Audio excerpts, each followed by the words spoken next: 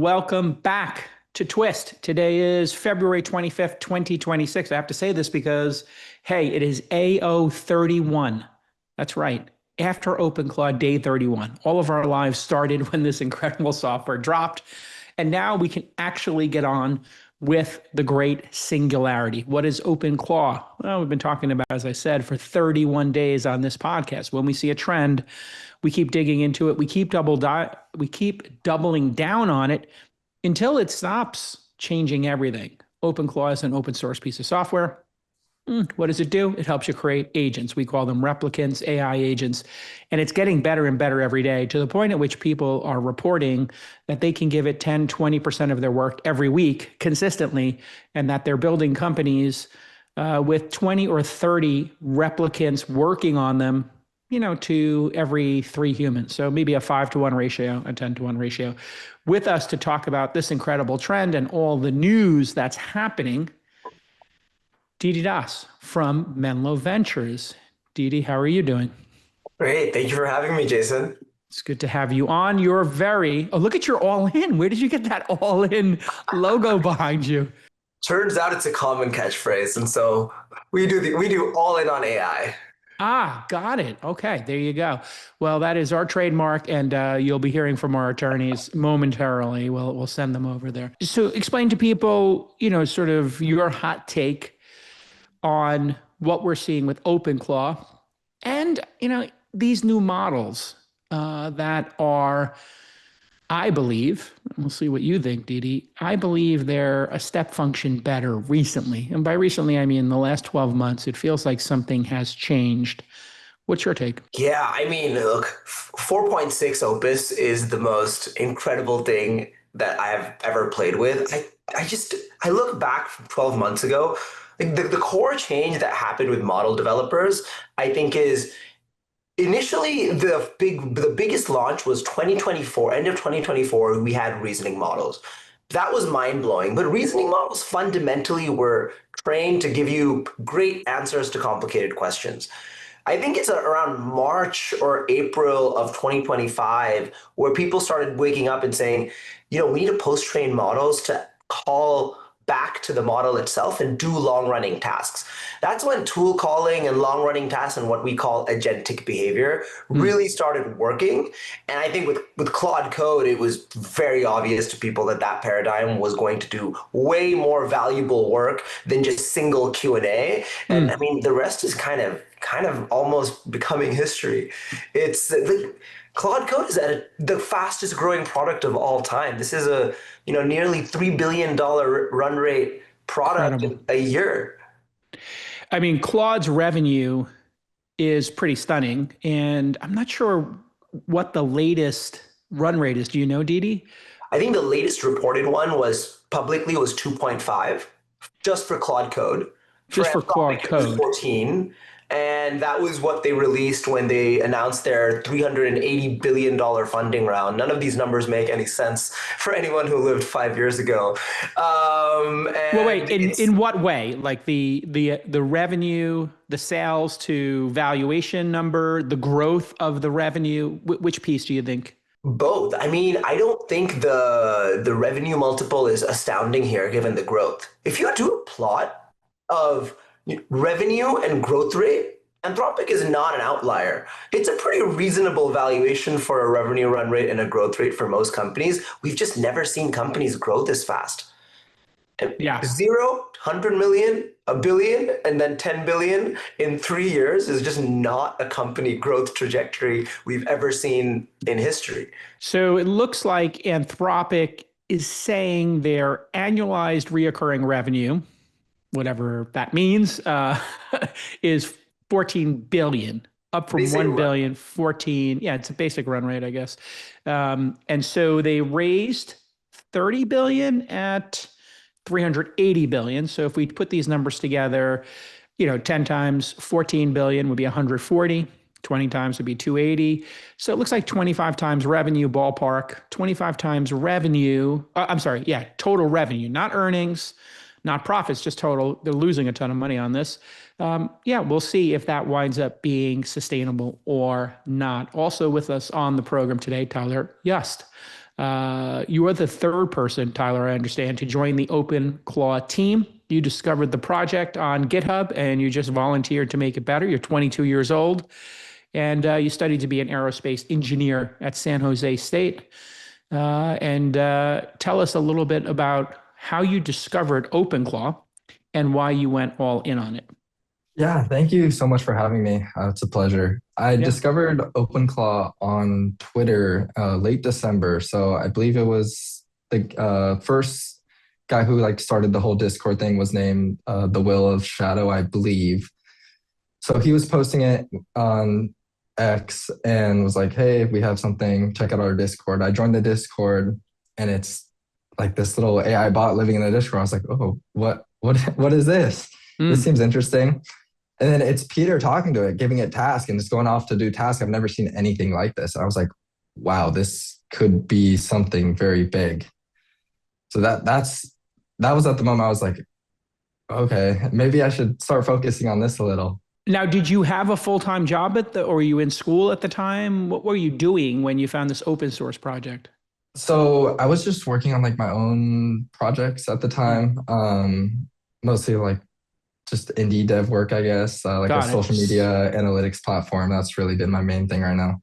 Got it. So you didn't have a full-time job to start working on this. Now, what is your role in the open source project? And maybe for the audience that's unaware about the dynamics of how an open source project works on, GitHub and the dynamics around it, maybe you could just give them a little primer of how, a open source project works versus working at a big company like Anthropic, building a credible product like Claude Opus 4.6 and Cowork and all their other incredible products.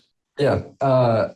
Open source is definitely, for OpenClaw, it's a crazy world because we're getting about like a pull request, which is someone submitting code to the code base. We get those around like every 5 minutes, and we're like 4,000 pull requests right now. So it's kind of impossible to go through all them at the moment.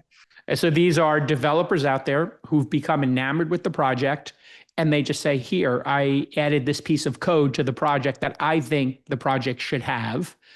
And then it's up to somebody in this non-corporate structure to accept it. So explain who gets to accept the pull requests and how that works in governance in a project is this like the most starred project on GitHub? Stars is kind of like votes up. I think it is. I believe it's second right now. We're about to pass the first one, which I think is React. We're pretty close. We're getting there.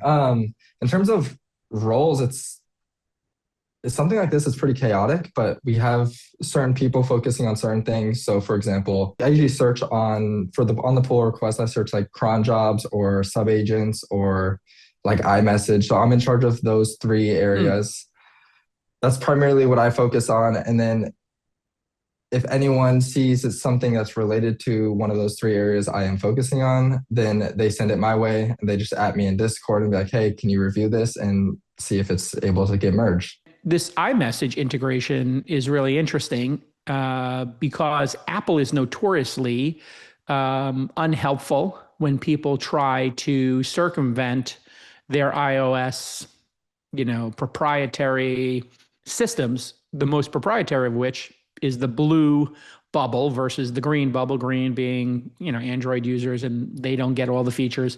So we put our replicants or started to put our replicants on Mac minis so they could natively do iMessage. But explain to people why this is important to people to have native iMessage and then what's Apple's typical reaction in the community around getting hooks into iMessage. Building out your team is one of the most crucial things you have to get right in your startup, and finding the right developers is particularly important, but now there's lemon.io. They're gonna save you time, money, and headaches by doing all the time-consuming legwork for you. They've got an experienced lineup of pre-vetted developers working for competitive rates. Just 1% of applicants are accepted into Lemon's elite program, and they're not just out there finding this great talent, they're also working with you to integrate these new members into your team. Plus, if it's not a good fit, hey, and sometimes things don't work out, Lemon will hook you up with a new developer ASAP. I've seen startups go from just pretty good to amazing after filling out their teams with developers from lemon.io. Go to lemon.io/twist and find your perfect developer or technical team. in 48 hours or less. Plus, Twist listeners get 15% off their first 4 weeks.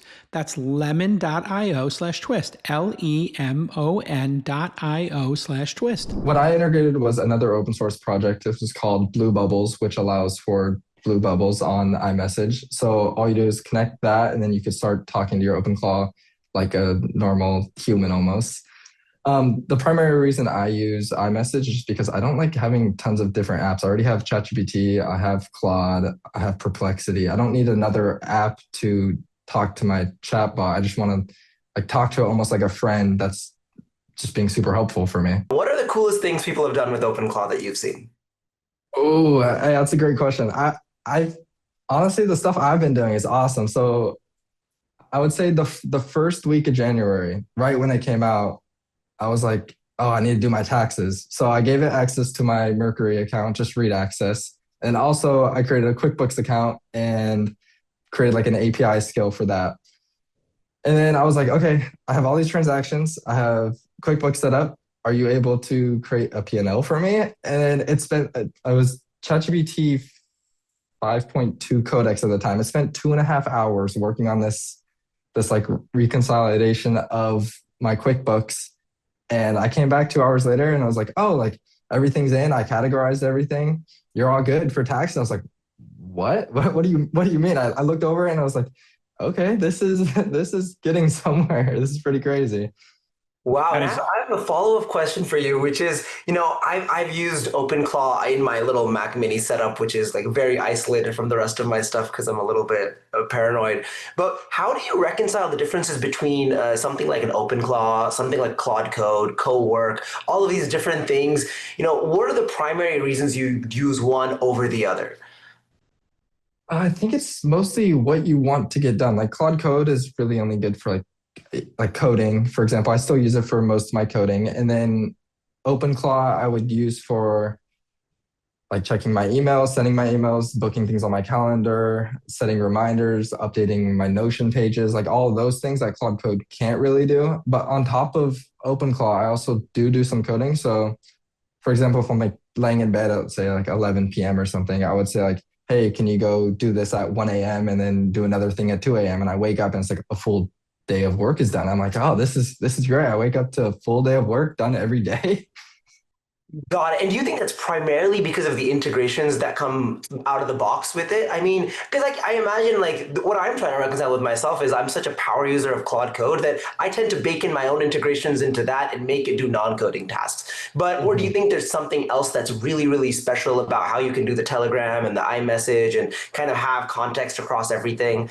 Go a little bit deeper there. Yeah, of course. So I believe right now, I think OpenClaw is really the only one that could kind of improve itself. I can't speak much on Claude Code, but I give OpenClaw like for example, all the skills I have, like checking my mail and stuff. I was like, just go figure this out and write a skill for it. And then from there on, it's able to do it every single time. I don't think there's really another program that's able to almost learn in that way. That's awesome. That's awesome. All right, gentlemen, I wanted to talk to you about a story that's kind of trending here, which is Anthropic versus the Pentagon. I don't want to get too political here, but we all think about the power of AI. We're seeing it in white collar work. We're seeing it obviously in self-driving and factory work. We all assume, hey, AI is going to impact those two areas. But we might not be thinking about the military and how they use it. Anthropic, we just discussed, Deedy has an incredible model. And they also have a $200 million contract with the Defense Department. It's actually really good, obviously. So the Defense Department loves this product, but they want to use it a little more vibrantly, let's say. They want to take the guardrails off of it. And Dario from Anthropic is like, hey, we have a couple of areas where we have concerns. This is our tool, and we don't want you to use it for areas where we think it's prone to abuse or that might be illegitimate. The Defense Secretary, Pete Hegseth, he says, you have until Friday. Remove the safety constraints because we want to use it in any legal fashion, as in military legal fashion. There's two issues that Anthropic really cares about. One of them is enabling murder bots. robots that kill things. They don't want to have their technology used to program the automatic death of another soldier, a human being, via robots, I assume. I don't know how drones fit into that, but non-human in the loop, I think, is Dario's point. The second thing is they don't want it used for mass surveillance and to break the right to privacy that humans have. There's all kinds of talk that they may use like this act that we have in the Constitution, I believe, or it's maybe it was given by Congress to the president. I forgot the name of it, but there's this act that they used during the War Powers Act. Yeah, I think is what it's called. And that act, Defense Production Act of 1950. Sorry, that's what it is. They're saying, hey, we might just take over this technology and we'll tell you what you're going to do with it. Deedy, what are your thoughts about the two granular issues here? And then just what is the responsibility of technologists building technology this powerful? This is a really tough philosophical question of our times. I mean, we sort of, everyone knew this was going to be a question as AI got more powerful. It's a question when it comes to Anthropic and its user base is user base too, but the user base can't legally force Anthropic to do anything, and the user base can't coalesce to be a very powerful entity. The US government, on the other hand, is an extremely powerful entity, and Anthropic, being a US-based corporation, has to operate under their rules. And that's when it becomes a little bit tough. Who do I think should have the responsibility of being the moral arbiter of technology this powerful? Frankly, I don't know. I mean, do I think Anthropic will probably do a better job just because they have more control and understanding of the power of the technology? Maybe, but even then, it's really not clear to me. Regulation doesn't always seem to be a good answer. And the military, of course, they want guardrails off. I mean, that's unsurprising to anyone too. But this goes down an extremely slippery slope, right? Even the kind of things we've seen models do, which are already pretty guardrailed, can get fairly scary in the limit when it comes to just like the impact on cybersecurity. You can have these things run loose and completely take down systems publicly. And if you bring those guardrails loose, this is a pretty serious weapon. But wars don't always get won on missiles and drones. They get won on cyber warfare, intelligence, intelligence, disrupting ops, and we know the Venezuela thing, regime change. Yeah, lots of different ways to do this. And what's really interesting about this is if they don't comply, Hegseth would then designate Anthropic as a supply chain risk, Tyler, which means they lose all of their government contracts. They're basically blacklisted. So this could be $1 billion a year. It could be eventually $5 or $10 billion a year. Who knows what these military contracts will be worth? You're a young guy, Tyler. How do you think about all this incredible technology being used for war? And, the technologists, you're part of a certain generation. I'm Gen X. I think, Deedy, you're a millennial, I'm guessing. And I don't know, Tyler, you're 21, 22? How old are you? 22. 22. So what does that make you? Are you like Gen Z? You're Gen Alpha, I guess.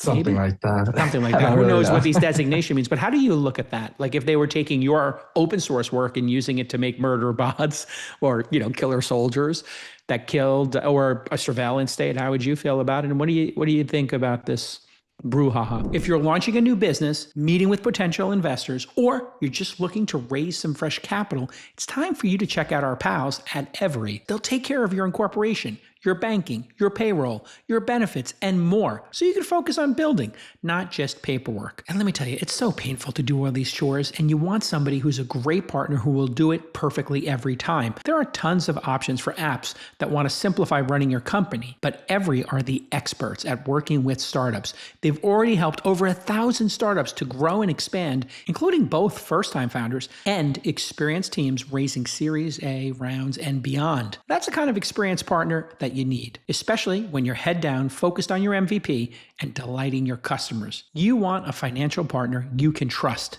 and one that's built specifically with founders like you in mind. If your operations are spread out across a bunch of different tools, you got to switch off every time you move to a new task. That's not efficient. Every has every tool you need in one place, whether you're managing vendors and contracts or signing your team up for a new dental plan. So it's time to visit every.io for all of your startup needs. That's every.io. Yeah, I definitely don't prefer that. Like the reason I got out of aerospace was because the only like line of work would be like working with Lockheed, which is creating missiles to kill people, which isn't like the best in ethics, in my opinion. Like I don't want to be part of something like that. So using AI to do that, it's definitely, in my opinion, not the best, but if we don't do it, someone else probably will. So we would fall behind in that way. So it's definitely a sticky situation. Yeah, I've been thinking about this one a lot. I haven't figured out exactly what my position is, but working through it out loud, a private company has the ability to choose and have the freedom to choose how their technology is used. So if Anthropic says, I don't want to be involved in this, they have that right.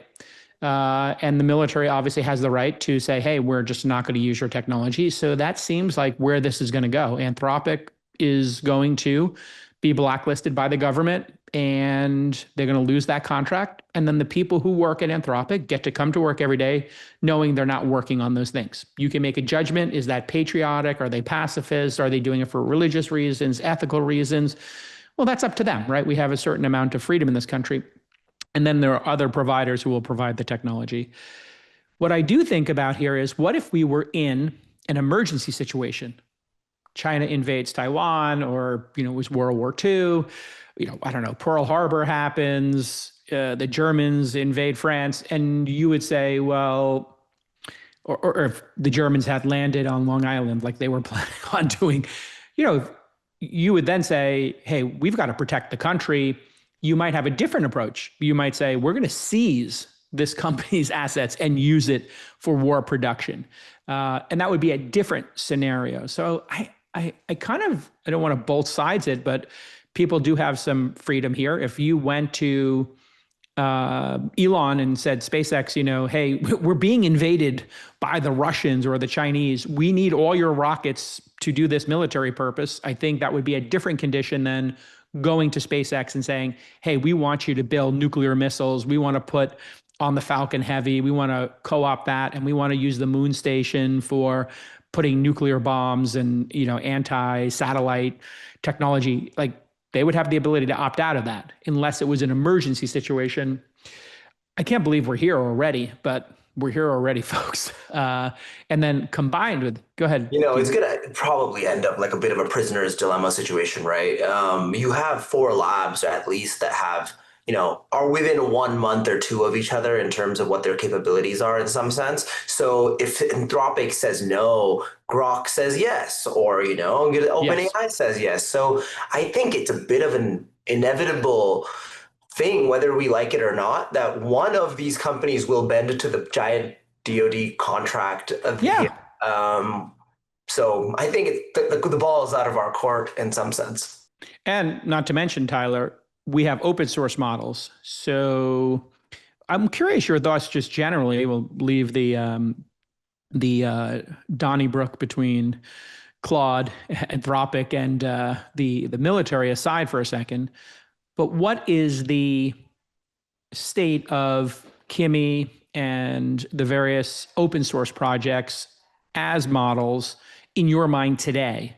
And how do you see them being incorporated into OpenClaw in the near term, 1 to 3 years, and in the long term, 4 to 10 years? Open models are still about like 6 to 12 months behind the frontier labs at this point. In terms of using them in OpenClaw, I haven't really touched that at all, but I would say in about, who knows, 3 months, 6 months, primary model people will use for OpenClaw would probably be an open source one that they could run on like a Mac Studio, or for example. So it's all fully local. You're not sending anything to the cloud. Why is that a inevitability in your mind? Why are people going to choose to do that? Because right now you're still making your request to Anthropic, to OpenAI, and they still, whatever you talk about, they are getting that data, for example. So if it's something personal, I believe in their terms and condition, they can use that for their training data, even though it's anonymous. But if you're using an open source model, it's running locally on your computer. There's no that like in between person from sending off that request and getting it back to you. It also, just to educate our audience, I moved one of my replicants from a virtual machine onto a Mac Mini this past weekend. I noticed it's snappier, it's faster, and it's more reliable. Is that the case, that it's much more reliable and native in addition to the privacy when you run it on a local machine, in your experience? It depends. Like you're talking about running like a model locally for OpenClaw? Not the model, just running OpenClaw on a Mac Mini with a decent amount of memory seems more responsive to me and less janky. Like when I'm talking to it in Slack, or I now have it set up over SMS to a number that only I can respond to over Twilio.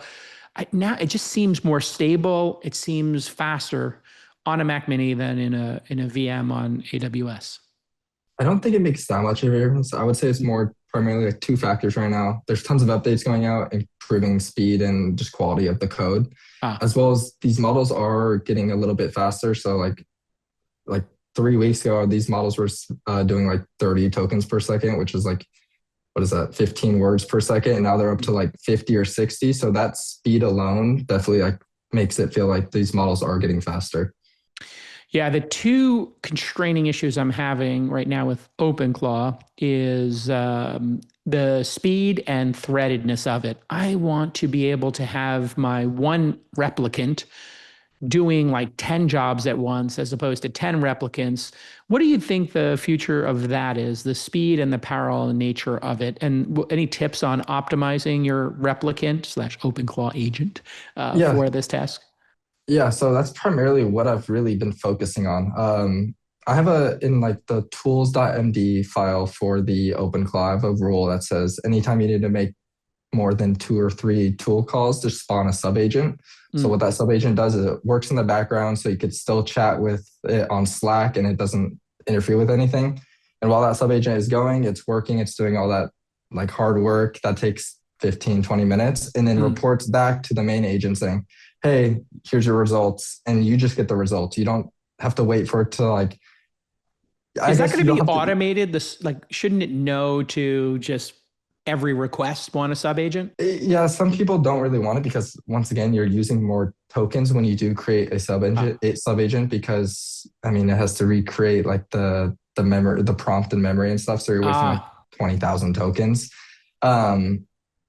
But yeah, I think we should lean towards going towards like subagents just so the main thread is always like quick to respond. Yeah, this seems to me like the inevitable architecture. We have Mac Studios on order. I understand there's a new Mac Studio coming that's going to be designed natively to run language models. Deedy, what does this tell us about Apple's brilliance? In 2008, Steve Jobs did a skunkwork project to get off of Intel and make his own silicon. It, I think, dropped in 2017 or 2018 when like the M1 and all these different things started to drop, and the one on the iPhone.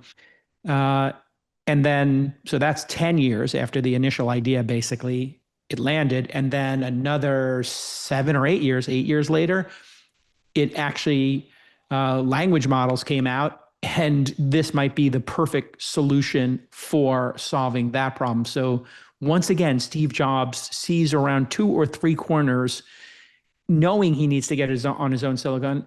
They never built out their huge data center. They never did a CapEx. They never did their own language model.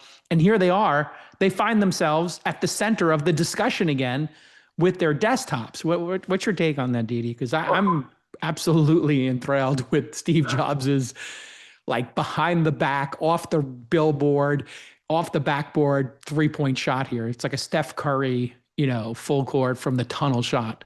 Debugging sucks, and it takes up time your team could be spending on awesome new features and products. But now there's a better way. Sentry's AI-powered debugging agent, Seer, isn't just guessing about what might have gone wrong with your system. It's analyzing your actual data. And because it has context, it spots buggy code before that code ruins your entire day. Plus, Sentry works alongside coding agents like Cursor, passing along an idea for a fix that can then be applied to your code base and sent to a human team member for review. End-to-end automation, all the way from bug detection to pull request. So join the millions of devs and companies like Claude and Disney Plus who use Sentry to move faster. Check them out at sentry.io/twist and use the code TWIST for $240 in Sentry credits. Look, yeah, like hindsight's 2020, and in hindsight, Steve Jobs pulled off another miracle. I mean, I think if you break it down to the first principles, like why are Mac Minis so popular for this? It's because people want a sandboxed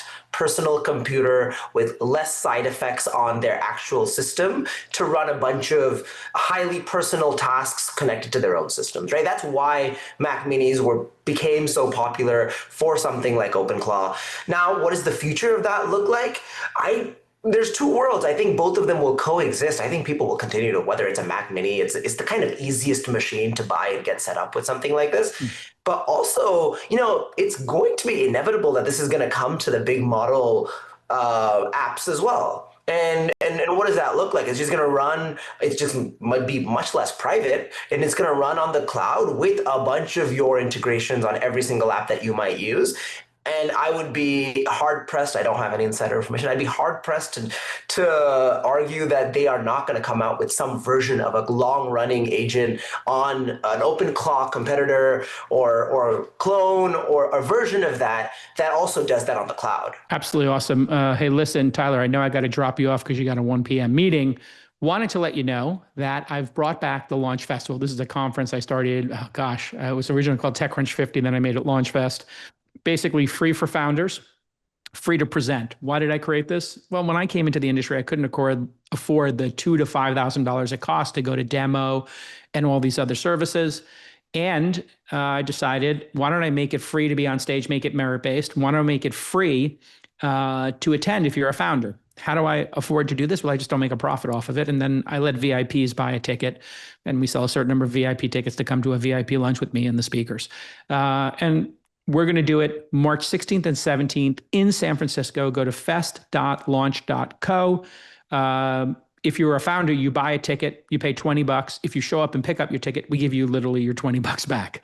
Tyler, I wanted to give you 2 tickets to come. And then if you have something really cool that you can demo for the first time on March 16th or 17th, I'll give you the stage and give you 3 minutes to go out there and just pitch it. It doesn't have to be a startup. It could just be some cool project you do, but we're going to have 50 pitches, 25 a day. Most of them will be OpenClaw related. And some of them will be from our founders who went through Founder University in Tokyo for the first time. 400 people coming, 200 founders, like 150 investors, and then 50 other. Tyler, great job. Thanks for coming on the program. We'll drop you off. Thank you, guys. Great speaking with you, Tyler. Yeah, great speaking with you. It's just so great to get somebody who's actually in the open source project, huh, Deedy? If you want to come, go to the website, fest.launch.co. And if you're a founder, you just click on Founder Pass and apply for one. And that $20 gets, we just don't want you to burn a seat. So you pay $20 to not burn the seat, and then we give it back to you. If you want to buy a VIP ticket, you get to come to lunch each day with the other, whichever speakers are around. Not all of them stay for lunch. And then, the VIPs, and you get to, I'll be at the lunches as well. How great was that to have like one of the young guns working on the open source project? It's so cool. His energy is so great. You can just see how excited he is. This guy's going to be an incredible kid one day. It's amazing. Also at this festival, you, by the way, Deedy, you have a ticket as well. I'll give you a ticket as my guest. I'm going to give a $25,000 investment prize, uncapped note or whatever the round is at if you're raising one. $25K for the best OpenClaw project, $25K for the best other project, other presentation based on my opinion. It's my money. When I came in the business in the 90s, you paid demo. I think it was $20,000. Then they tried to get you to pay like a coaching consultant. They had $10,000, and then you had to buy 5 tickets, all this craziness. You were in for tens of thousands of dollars to get a demo slot, and you had 5 minutes. 20 demo is around longer than 2014, I think, actually. It was, there was another precursor name to it. Anyway, it was nice people running it, but it was proprietary. And it was, predatory in my mind. They also charged a bunch for the tickets. So I said, you know what? Why don't we have it that you get on stage based on merit, and then we give you money, and we'll just flip the whole conference on its head. And that's how like TechCrunch 50/Disrupt, and then Mike and I broke up and I did Launch Festival. That's how those conferences came about. Now, TechCrunch Disrupt charges a lot of money now, and they're kind of predatory in terms of how they price things for founders. I'm keeping this free.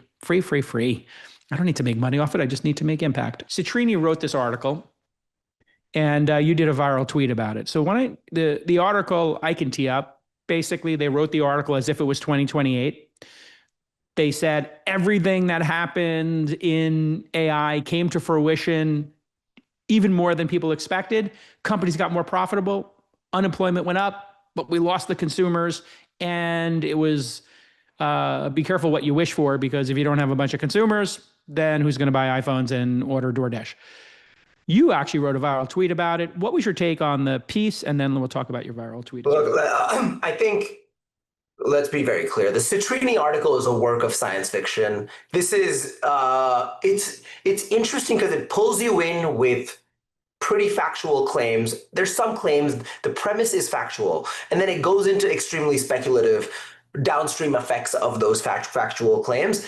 I think about, I don't want to put a number on it, but maybe 30 to 40% of that article was, I'm like, okay, I think this is interesting, and there is a scenario where things play out in this way. For some of them, I'm like, look, I don't know if everyone's going to be ordering food on their OpenClaw and DoorDash is going to be worth nothing. I don't really believe that view of the world.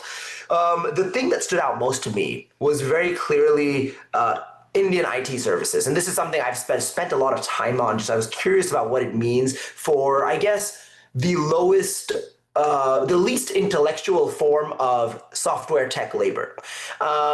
If we all believe AI is pretty smart, and we think AI is smarter than a lot of people at the lowest end, we should therefore believe that those businesses go away over time. Now the market's kind of reacted, right? The markets, all of these in the last month have gone down, the stocks have gone down 25%, even in addition to the SaaS companies. And so that kind of begs the question, like, what does knowledge work mean? And here's your tweet, that's right. Which is 50 billion of Indian IT service market value eroded in 30 days.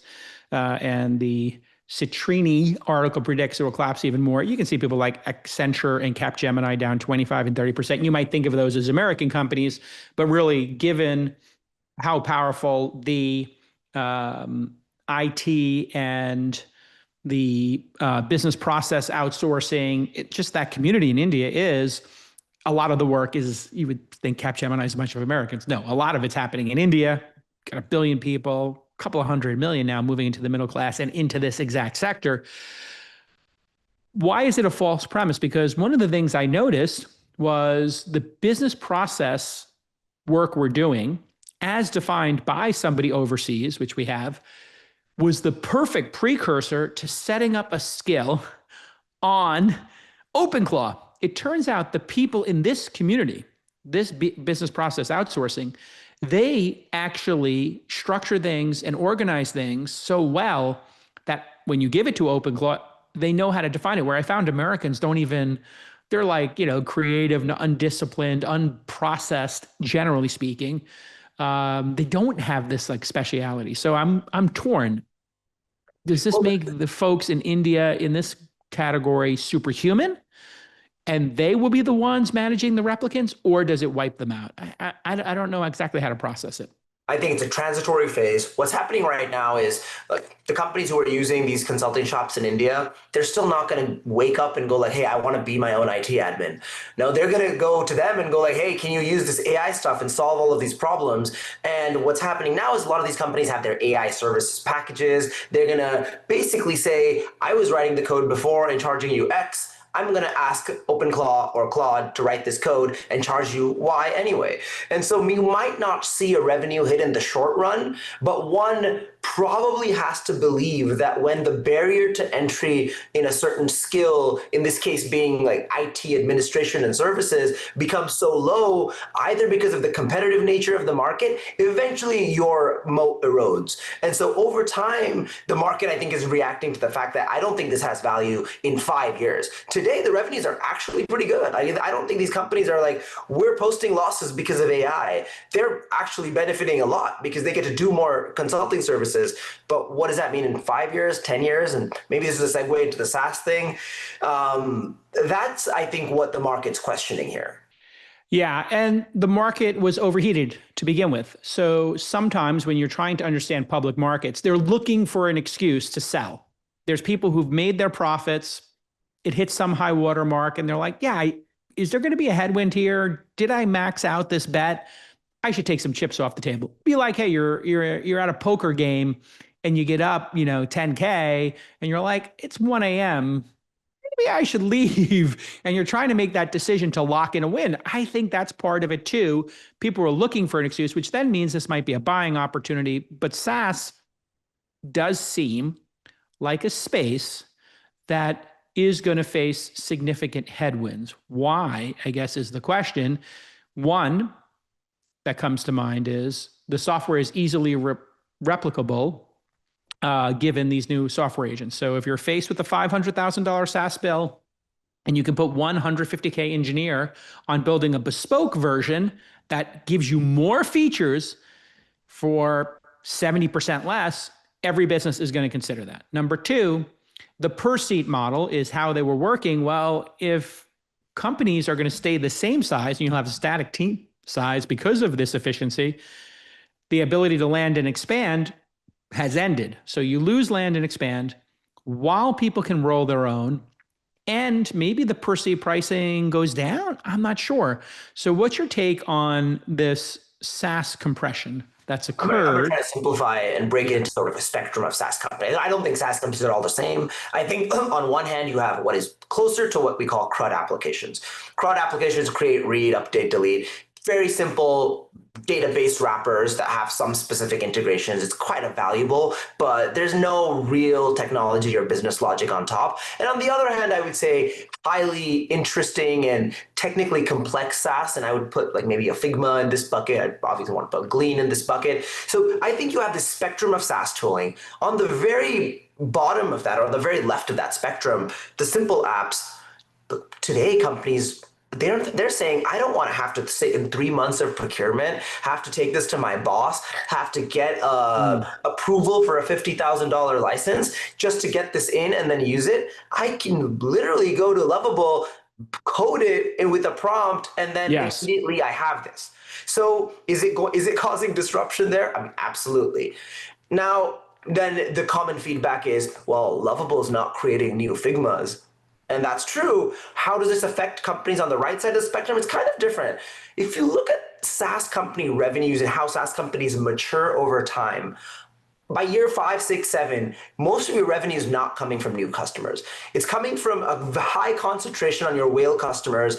And why is it coming from them? It's because you're upselling them a bunch of stuff. And that's, I think, where it starts to get pretty interesting, where we had this fun story I actually heard a couple of weeks ago where a well-known auth provider was trying to do business as usual. They were like, hey, you want this little integration? I'm going to upsell you. It's going to be 50K more on your contract. Are you willing to buy? And the buyer actually was telling me, like at a dinner, he was like, we just vibe coded that 50K integration and it took no time. And it's not one of those janky vibe coded things that don't last. It was very simple to just make this thing work. And we just couldn't do that before. And those upsells to large companies are such a small amount of their overall spend that they're kind of like, yeah, just do it. It doesn't matter. We're going to allocate 10% of the salary base to SaaS. So if we have 10 people getting paid 150K, we're spending 1.5 million. I think a good rule of thumb is we're probably gonna spend 150K on their tools. So if we have to spend an extra 15K, hey, we're a profitable business. We'll deal with it. But this has come up for me because I've been trying to get Slack to play nice with OpenClaw. And I want my agent to have like root access.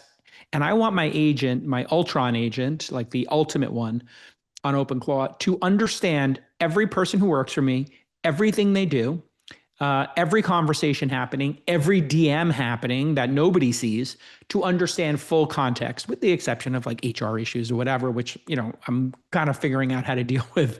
But I run a transparent organization. anything that's in email, you should assume like your manager can see. And like if you're a salesperson, you already are like used to this. If you're in a finance position, you're already used to this. Any trades that occur on a trade desk are recorded, whatever. Put all aside the illusion of privacy in corporate America.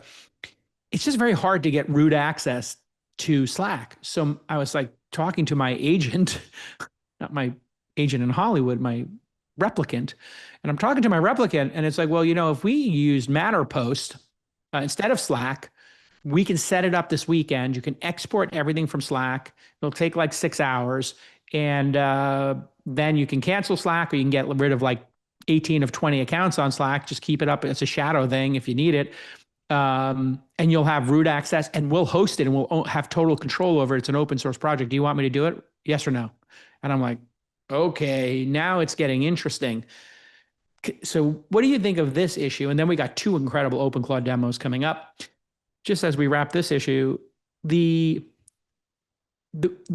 bespoke software created internally was considered a headache, Deedy. It was considered a liability in many cases. But now, is it moving into a competitive advantage, I wonder? I would say 2 things to that. I think one thing that struck me as really interesting as you were telling me that story is, one, like, does this push tools does it force SaaS companies to be open by nature and play well with agents? Or are people just going to switch off? Slack might want to protect their data and say, look, I don't want you guys to use my data. That's my most valuable resource. But then you could say, well, I can vibe code a migration without using any other money. Yes. And then just take your data, put it on this other thing, and I'm good. So that I thought was really interesting. And then, on the second one, I'm actually more bullish on some SaaS companies in the long run. Because look, ultimately, no one's vibe coding a Figma, right? You can't. It's not going to probably happen. And why would you? And why would not you? Necessary, yeah. Yeah. So I think the real nuance is how complex and how much meat in technology is really on this SaaS company and the SaaS product. And if there is, I think you'll be fine in the long run. But just for a lot of companies, there isn't, and the market's being pretty fearful right now. I don't necessarily believe people are going to vibe code a suite of tools and actually use them on a daily basis. No. I think for some categories, maybe for super niche personal things, maybe for your company business messaging app, probably not. I'm spending currently $6,500 a month to have like the second highest tier. There's like the low tier, the medium tier, the high tier. I think I'm on the medium right now. Which means I think I spend $25 a month per person instead of 10 or 15, whatever the entry level is. And I think there's a $50 version above that. So then that'd be $1,000 a month. So I'm either 6 to 12,000, depending on which version I need to do what I want to do. In other words, it's an inconsequential amount of money for my firm at this stage. So I'm not swapping it out. But if the open post or open mat or whatever it is, a Matter post, whatever it is, if that open source one is more powerful and I can get more done faster, Matter post, then I'm moving to it. So it really becomes, to your first point, make it really friendly. And it is my data. So why am I having to jump through hoops to get my data out of Slack? Or if it was Notion, which has a pretty robust API, or Pipedrive, another great SaaS product we use, Grammarly, another great SaaS product, Superhuman. These products just need to, I think, accept that we need an API call by default for each user.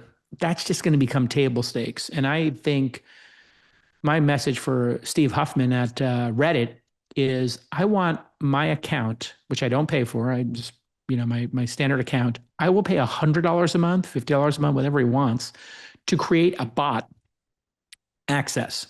So that bot, Deedy, I'm responsible for when it's on Reddit, and it does things for me on Reddit. It doesn't post for me, but it does its research on Reddit. It brings me back my DMs. It does whatever I want to do, like up to whatever number of calls. So then I would be a $600 to $1,200 a year pro account for them.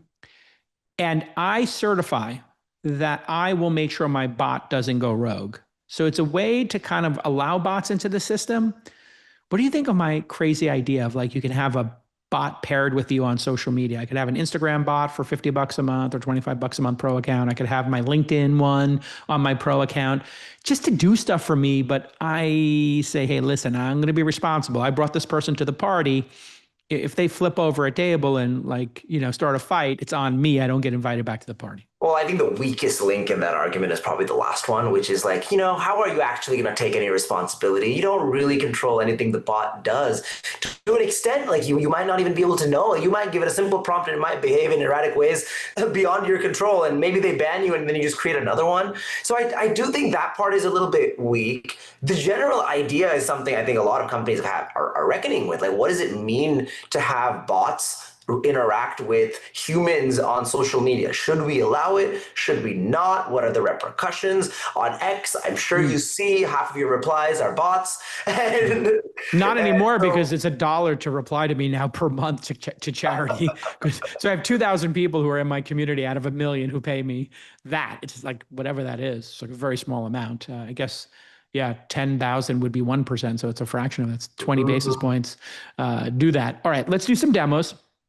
First up, got Louis Tam. Louis Tam is calling in from Singapore, where I went for the first time last year. Had a great time there. He is the founder of Foundry. He develops AI apps, and he's going to show us Unreal. This is these are AI generated videos designed to go viral. And he's going to show us Unbrowse, a collection of AI agent skills that function as APIs. So let's bring on Louis Tam. Hello, Louis. What time is it in Singapore? Aren't you like 15 hours ahead? In Singapore right now. I'm at Salt Lake City. Oh, okay. Oh, okay. You're skiing? You getting some skiing in? I Getting your actually turns intend in? to go tomorrow. That's actually my first time here. Good. I Awesome. I came here for some event, and then I've never been outside of Singapore for like a long time, and it's really cool. Yeah.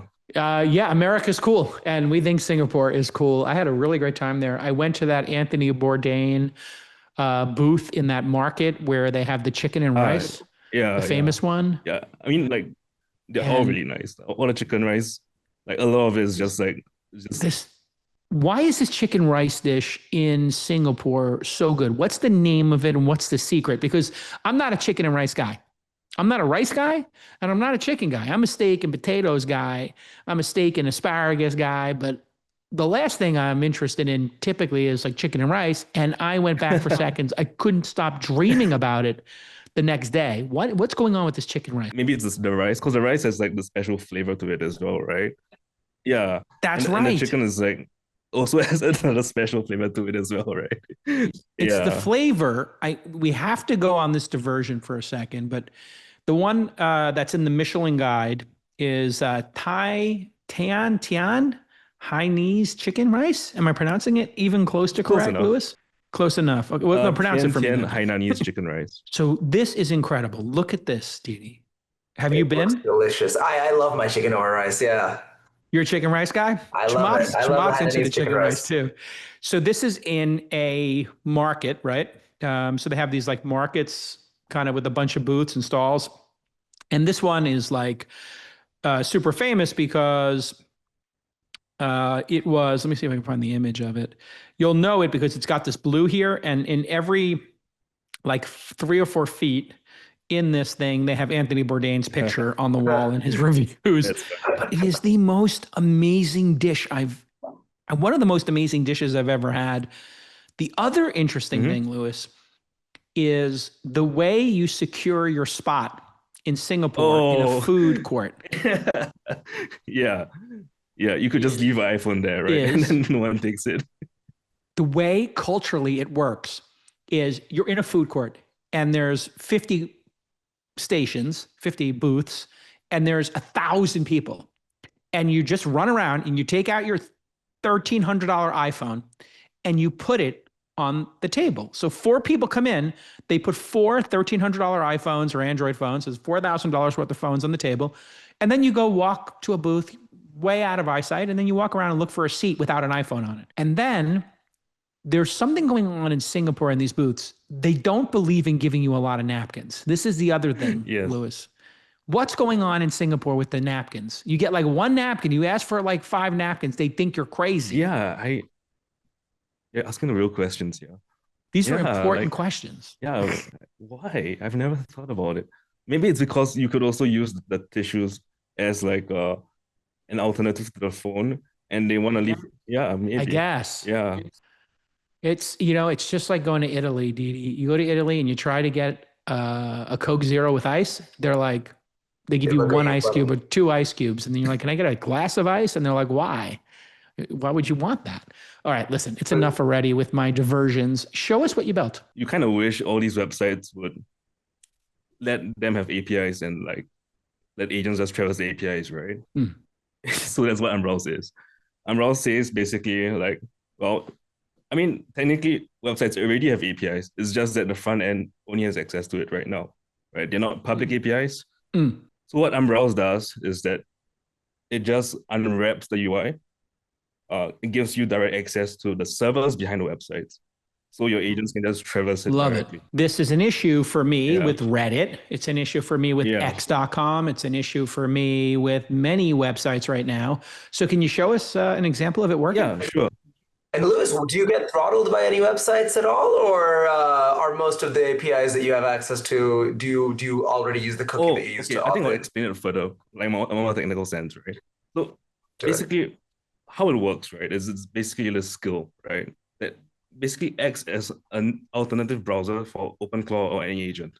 So normally agents would open up a browser, you'll click through the UI like a person, basically. Like it's kind of funny if you think about it, right? Because like agents are pretending to be a human by clicking the GUI, which was built for humans, just to talk to another machine. So it's kind of ridiculous, right? You have a machine that's pretending to be a human to talk to the machine when the machine could just talk to the machine directly.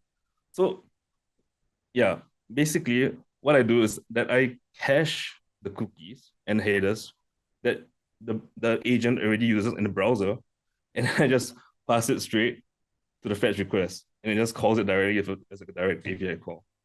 And Very cool. whenever Let's like see it. Let's see it. yeah. Let's see it in Okay, action. sure.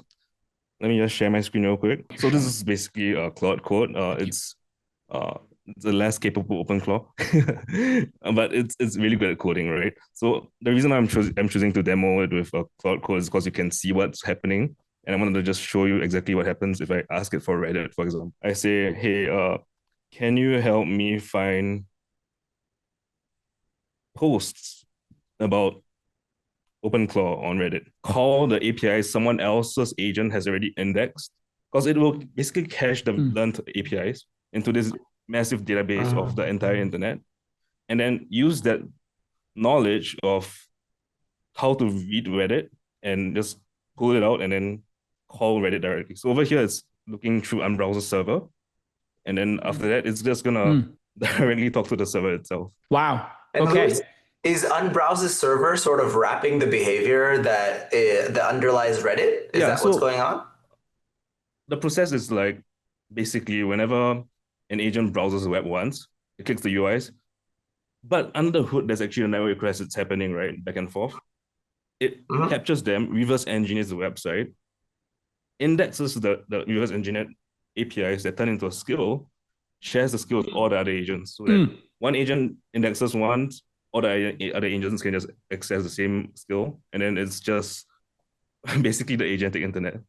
I'm basically building like a Very cool. sort of like a Google for agents. I have like Chrome for agents, and I have like Google for agents, if that makes sense. So the new API is the browser, is sort of what you're building. Is this a company, or is it a skill and part of the open source community? It's both. The skill is basically the interface, but I'm starting a company for this specific thing called Unbrowse. So now you have all this information about OpenClaw. And as you can see, I didn't even have to open a browser because it just called APIs directly without having actual official Reddit access. This is great. This is just what I need. What if here's the question on everybody's mind is, what if I could just get this to trade markets for me? Technically could. So the thing about this, right, is I was experimenting with this a lot. So you guys know Polymarket, right? There's so many prediction markets out there that are so random. And you could bet on literally anything, right? So firstly, you could index Polymarket. That's something I've indexed before. And you can just query Polymarket directly.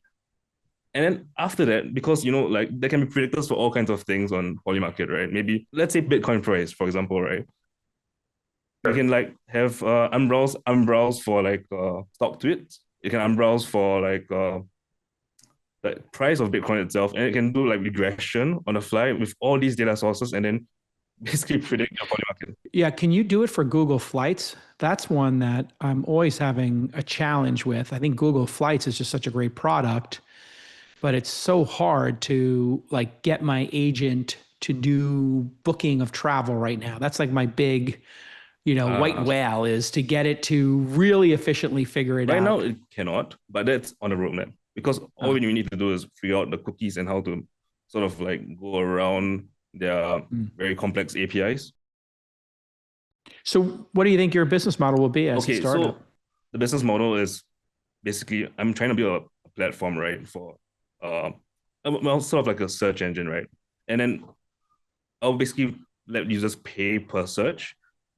But in this process of paying, right, it's actually cheaper than having the browser browse the web for you, because the token cost you save from calling APIs directly is like 90% of like the original like scraping you do of a browser. So if I make it such that it's 1 cent to just call an extra action, right? Not only can I reward the website itself with like these rewards of like actual payments through micropayments, I could also make it cheaper than the actual token heavy consumption, because that could cost 10 cents, right? So everyone wins. Yeah. Amazing. All right, Louis, great job. And if you're in town March 16th and 17th for Launchfest, you are my guest. We will get you a ticket March 16th and 17th in San Francisco. Let's drop Louis off to my team. Yeah. Sebastian is coming on vocal. Sebastian is going to talk to us about a device he made for OpenClaw on a Raspberry Pi. I saw this in my feed and I was super inspired, because interesting things start as toys and then quickly become, as you know, Deedy, more than toys. They become tools, and then they become companies. It's a really interesting trend that we see all the time. Sebastian, show us what you built. Yeah, hi, great to meet you guys. It's my little friend here. It started so randomly, literally last week.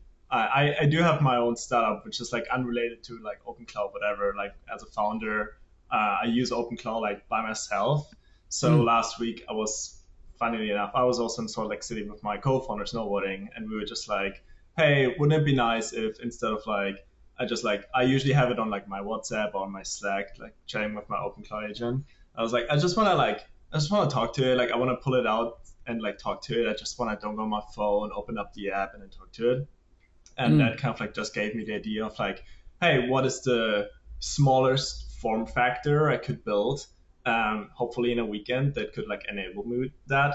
That's where I kind of like came up with this. So like all the parts I ordered on Thursday last week, I got it on Friday, and I basically hacked all the software and hardware on like Saturday and posted a demo this Sunday. And for some reason, it just went viral on like X and like the Reddits and whatever.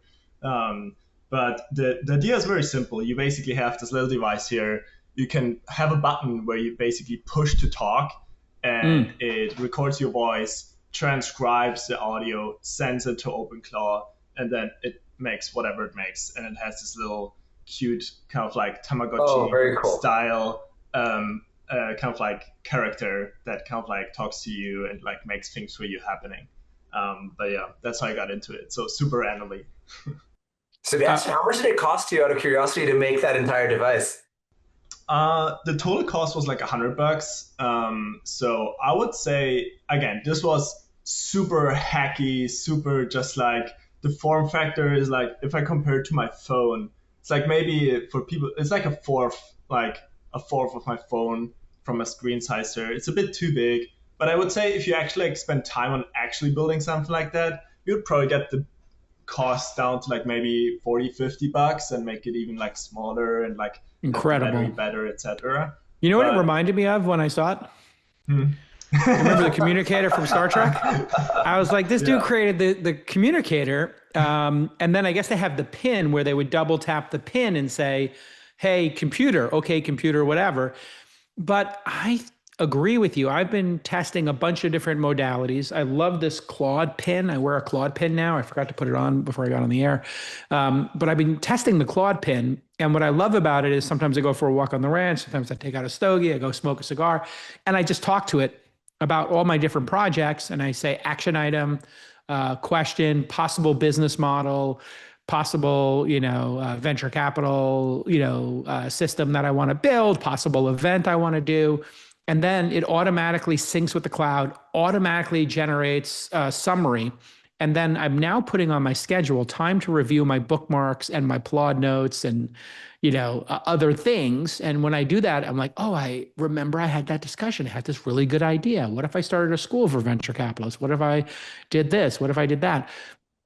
And it all started adding up for me. So I was like super inspired when I saw your thing. What do you think a high-end version of this? If I told you, hey, make it with money is no object, just, Uber Black it, what is the ultimate luxury version of this, Sebastian? What would that form factor be if I said, hey, $1,000? I don't necessarily think it needs to be $1,000. Like I think it's Well, also obviously good. it doesn't. I'm just giving you permission to think, Yeah. what if it could have anything you wanted? No constraints. You want it to be like, it's no secret, I guess, that like companies like OpenAI, they build on some hardware stuff. They are quite like, they got the OpenClaw, like they would be down if they wouldn't working on something similar like this in this exact moment and getting this on the market in the next few months. Like, and probably not OpenAI, but like other big companies as well. I think if you think about it from a perspective of like, sure, the models get better and better, but how do we as humans kind of like interact with the models? Then like I think something that should be obvious is that like a chat interface is not the best interface to communicate with like a model. So like, oh, is voice a better model? Probably. Before I did my current company, I was spending 2 to 3 years in the brain-computer interface market, and I was building brain-computer interfaces. It was like back then, it was like science fiction. It's still science fiction, but which type of computer interfaces? You put a word before that. I didn't hear it. Oh yeah, I was working on non-invasive. Oh, non-invasive. Explain what that means in plain English to consumers who are listening. Sure. There's 2 types of BCIs. BCI is short for brain-computer interfaces. There's non-invasive and invasive. Invasive means you do need a surgery. You're putting basically like it sounds scary, but that's just like how it's especially done for like medical use cases. If someone, for example, can't walk anymore or can't speak, and you need to get access kind of like to the neurons in your brain, you're basically putting those electrodes via surgery in the brain to kind of like communicate that signal to the computer. And you have companies like Neuralink, for example, that's like one of the biggest ones by Elon that are kind of like doing this like invasive BCI work right now in this moment for like more medical use cases. And non-invasive basically just means you're not doing a surgery, you're putting electrodes outside of the like skull, basically on top of your head to detect kind of like the neural signals. But there's like trade-offs here, right? The signals are usually pretty weak if you're not getting inside the brain. So there's like a lot of trade-offs of those 2 options. But if there's like a way of like these like micro electrodes, these like embed, you put them kind of like into the This skull. Is interesting. So they have ECOG, which lays on top of your head. You have micro electrode, which goes inside the brain. That would be Neuralink. And then there's this other one, endovascular, which means I guess it's going invasive into the bloodstream, the blood. Yeah. There's one company right now called Synchron who's doing endovascular. They're basically putting these like kind of like microelectrodes into the blood vessels, and they go through the blood vessel, through the brain, and then expand at the part of the brain where they need to get the signals from. And it's like a innovative way of like not actually doing like a pure surgery. But I think Elon knows this, that like, okay, it's like Neuralink is obviously like a decade plus away from consumer. Yeah, he's always going for the like where he's going. I mean, as a we're friends. He always goes for what is the ultimate end state. Yeah. And then how do we compress getting to the end state? So if the end state is data centers in space, let's get there. If the end state is not hybrid cars, but like, a 300 or 400 mile car and a supercharging network, we might as well just work towards that goal, even if the roadster only does 150. And even if the, supercharger stations can only put in 50 miles per hour, we'll get to 500 miles per hour, 1,000 miles added down the road. So in your mind, will we be wearing a skull cap that interfaces with OpenClaw? And if so, when? Yeah, not the next 3, 4, 5 years, probably like 5 to 10 years. I would say there will be some crazy first human trials that will be open to do that. But yeah, I think that again, Non-invasive communication with a computer. You think it's possible? no, not right now. No. You have physics that kind of like prevents you from getting the right like good signals from non-invasive, like basically signaling. So like in this moment for now, the only way to get the actual like good signals will be invasive, and for that we have a consumer device that's just like so many years away. But like all the companies that are kind of like, and that I worked in that industry, so like I kind of like have a hard tag on that. But like every company that's working on non-invasive stuff is like, I don't think has a great future in terms of like providing the actual like, value. But yes, I think to make it sure, like if you give a company like 15 years to figure it out, unlimited money, then yes, there will be some device that basically you just like talk to OpenClaw with your brain, and you just like let it do things for you, and like not via chat, not even via voice, but via thought. And that's not 5 years ahead, but like 10 years plus. But like I think what like this like building hardware devices and like what led me to this is just like thinking about different interfaces of communicating with our agents.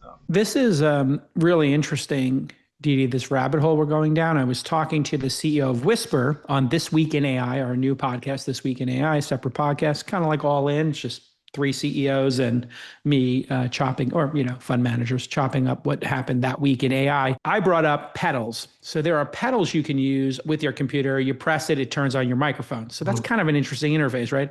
And then he said, yeah, or rings. And I was like, what do you mean rings? Like Aura? And he's like, well, no, there's a whole category of computer rings that exist.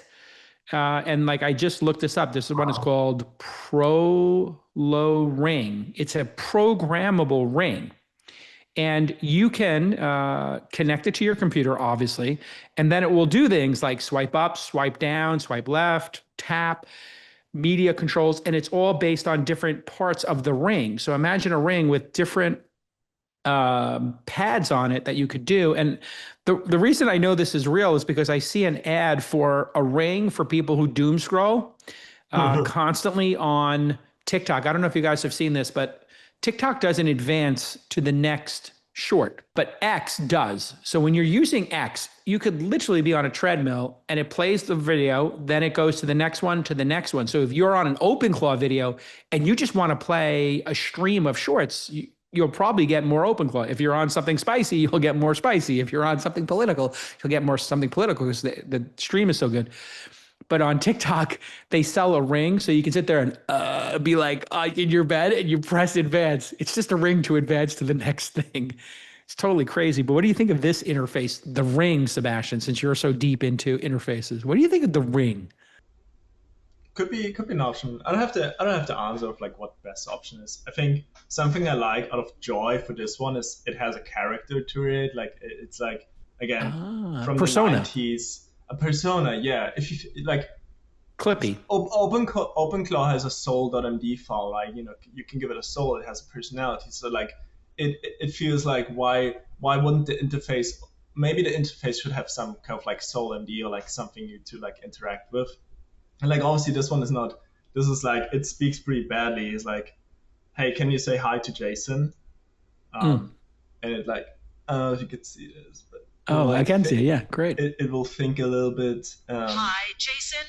Hope you're doing great. Oh my God. So you have a character you had it build.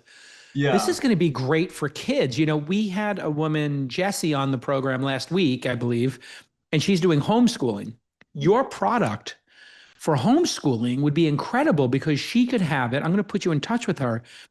You guys could make this product because schools now are banning phones.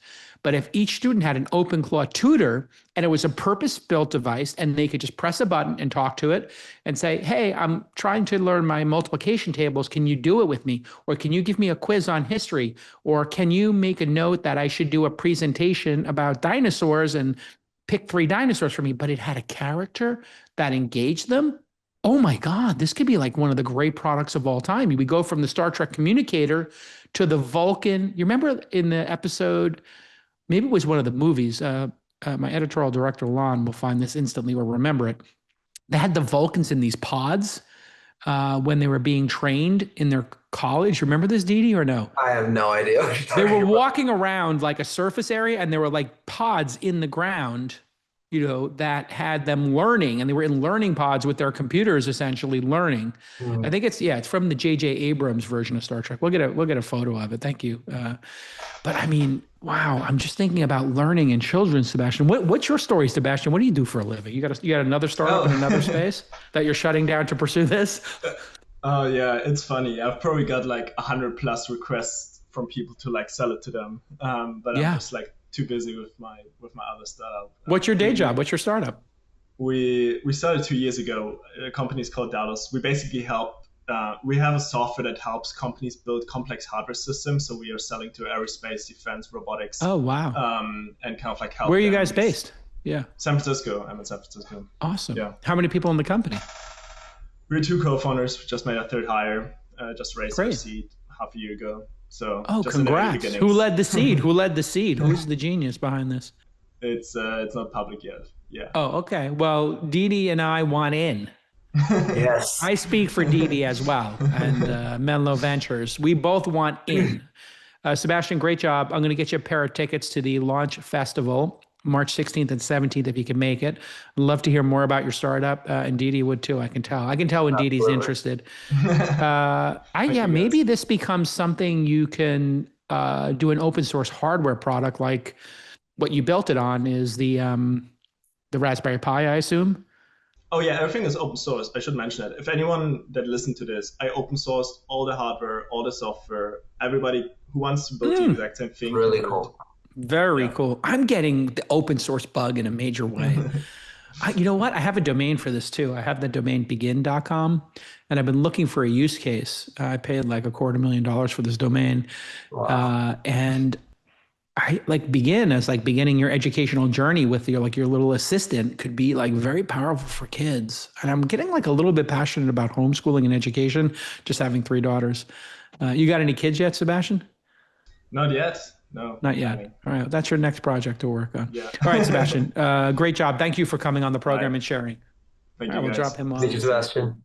Wow. You know, Jason, what I thought was really interesting about all of the discussion on interfaces is, you know, we do these studies internally and we like try to evaluate what does the interface of the future look like. And I think for voice, we're there, right? Like we speak, you know, you for sure, you speak like 3-4 times faster than you could possibly write. No one wants to type things. And we really think it's voice out, visual in is kind of the ideal highest bandwidth interface for getting information in and out. And whether it's glasses or whether it's, you know, a pedal for whisper on your computer, I think that's what a lot of these things, before we get the non-invasive brain systems to work, is probably going to be the way we interact with computers. Yeah, I have to read down Whisperflow. I tested it and then I stopped using it. And then I realized I need it again. And I need it with this pedal because I do with this OpenClaw agent. The major frustration for me now is getting what's in my mind out to the agent, and I should just be talking to it at this point. It should be talking back to me. I need an interface. I did a really interesting thing today. You ever have like you want to grab a video off YouTube or you want to grab a Instagram video or a TikTok video, but you can't download it? And you get frustrated and you're like, is there some third-party tool at some Russian website that I can use to download it? Cobalt tools? No, I use a thing called YTDLP. Yeah, so there's the YouTube downloader, and that gets shut down all the time. And then you have to deal with like all these like pop-ups or whatever. I don't want to do that. I just want to give the URL to my bot. So I told my bot, listen, I know there's some software kits and Cobalt tools and open source one, and there's other ones like it.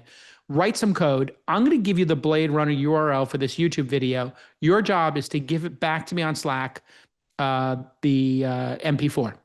Wow. Didn't work. It didn't work. Didn't work. I said, try harder. It worked. I'm not a coder anymore. I did code for like 3 years when I was a teenager and in college. It just worked. And I'm like, oh, come on now. That's something I would have paid $20. So I was looking for a tool from some crazy Russian. I was like, if there's some crazy Russian out there, I can give like a Bitcoin to, not a whole Bitcoin, but like some Satoshis to, just to get this piece of software that I know is like on the margins, like maybe it's against the terms of service. I don't care. I'll pay $100 a year for it. Couldn't find it. And then Cobalt Tool keeps getting blocked and YouTube download this gets blocked. No, my agent just wrote it for me. I'm done. Yeah, I have my version of this, which is with my podcast summarizer. Like no one, I feel like there's these All In is a great one. So there's some I like to listen to, but there's some that are just not funny or fun, but you want to know what these smart people talked about. And summarize this. Podcast summarizer, which just goes in, it'll download the entire YouTube, it'll transcribe it, it'll annotate it, and then it'll just go and tell me like, hey, here's what happened on this 3-hour episode with this guy. And I'm like, yeah, I wasn't gonna watch that 3 hours, but I kind of want to know. This is such a good idea. I'm going to vibe code this this weekend. Do you use Overcast? I do. Yeah. So, like if you're a podcast fanatic, I think you can get the ODBC, like the not like basically an RSS feed of your RSSs, like all put together into one. I could feed my collection of shows as they download into my agent, have it transcribe it and summarize it, and then on make a new interface for me to listen to it. And I could even make an abridged version of it. So give me like a 20-minute version of it. That could be really interesting. And yeah, I do that. And then I have like a little Q&A system on top of it. So I'll wait, you have this already? You built it? I do. I use it all the time. I have my little thing and I say, hey, wait, you vibe coded it? I vibe coded the entire thing. Yeah. It's just a podcast summarizer. And so, for example, Dario comes on Dwarkesh. I'm like, I just want to know what he said about infra spend. What is Dario's view on infra spend? Got it. And it will just tell me, this is Dario's view on infra spend. And it's really a cool way to be able to have, I'm always thinking about like, how do you have high bandwidth information flow? Because we're like consuming so much information. It's really hard to filter. And so these are the tools that I use to get around that. You should do it. It's really cool. I'm gonna vibe code this. All right, listen. Another great episode of Twist is in the can. Deedy, thanks for coming, and I'll see you when I'm in town for launch. Thank you for having me, Jason. Bye, everybody.